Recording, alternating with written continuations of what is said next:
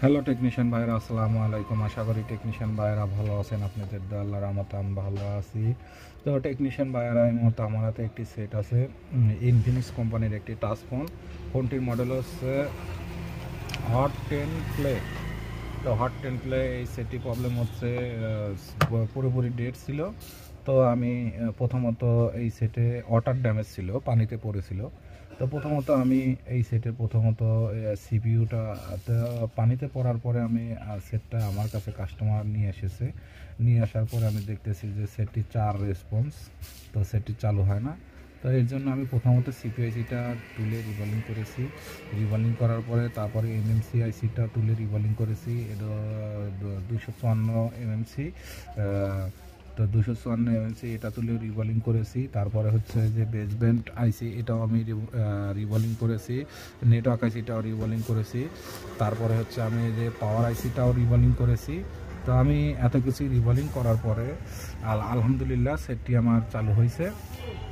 তো এখন আমি যে কথাটা আপনাদেরকে বলতে চাইতেছি সেটা হচ্ছে, আসলে পানিতে পড়লে ওই সেটগুলো কাজ করতে অনেক কষ্ট এবং কাজ সহজে সেট চালু হয় না, এটাই হচ্ছে প্রবলেম।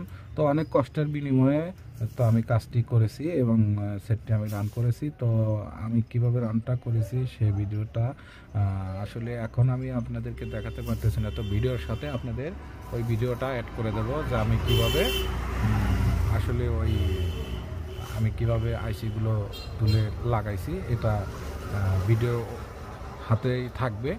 তো এটাই হচ্ছে সমস্যা। তো আমি এখন এই যে দেখেন, এই যে আমি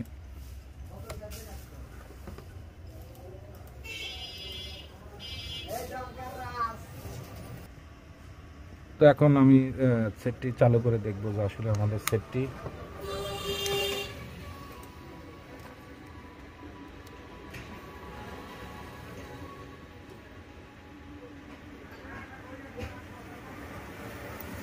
আলহামদুলিল্লাহ দেখেন এই যে আমাদের সেটটি চালু হয়েছে। তো আশা করি টেকনিশিয়ান ভাইয়েরা আমার,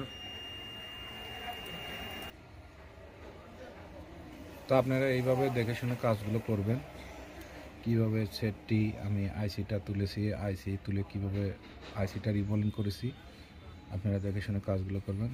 তো আশা করি টেকনিশিয়ান ভাইরা আমার ভিডিওটি দেখে ভালো লাগলে লাইক, কমেন্ট এবং শেয়ার করবেন, আর আমার জন্য বেশি বেশি দোয়া করবেন।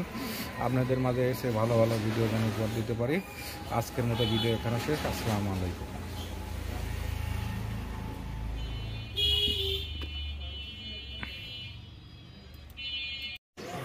তো সিপিইউ আমি তুলে নিয়েছি, তোলার পরে এখন আমি এখানে সিপিইউটা বসিয়ে দেব, কারণ সিপিইউটা রিভলিং করেছি। রিভলিং করার পরে এখানে সিপিইউ আইসিটা আমি লাগিয়ে নিচ্ছি।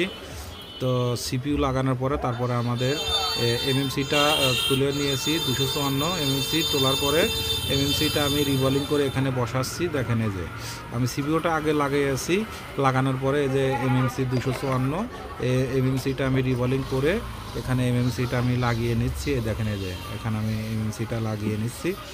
আসলে এইভাবে আপনারা সিপিইউ এমএমসি তুলে রিভলিং করে, পাওয়ার আইসি এটা তুলে এগুলা রিভলিং করে দিলে, পানিতে পড়ার পরে এগুলা তুলে রিভলিং করে দিলে আপনাদের আশা করি ফোনটা রান হবে। তো এই যে এখন আমি এখানে এমএমসিটা লাগিয়ে নিচ্ছি। তো আমি প্রথমত সিপিইউ লাগাচ্ছি, লাগানোর পরে কম্পিউটারে দেখবেন যে মিডিয়াটেক অটো কম্পোর্ট পায় কিনা, পাওয়ার পরে তারপরে আপনারা এমএমসিটা লাগিয়ে নেবেন। এটা আমি এখানে এমএমসিটা লাগিয়ে নিচ্ছি। তো এমএমসিটা লাগানোর সময় একটু সুন্দরভাবে হিট দিয়ে দেখে শুনে আপনারা লাগাবেন, আশা করি আপনাদের কাজটি হয়ে যাবে। তো দেখেন এই যে আমি এখানে, তো তারপরে সিপিইউ এমএমসি লাগানোর পর প্রথমত সিপিইউ লাগিয়ে নিছি। লাগানোর পরে কম্পিউটারে দেখবেন যে অটো মিডিয়াটেক পায় কিনা, পাওয়ার পরে তারপরে এমএমসিটা আপনারা লাগিয়ে দেবেন, আশা করি আপনাদের ফোনটি রান হয়ে যাবে।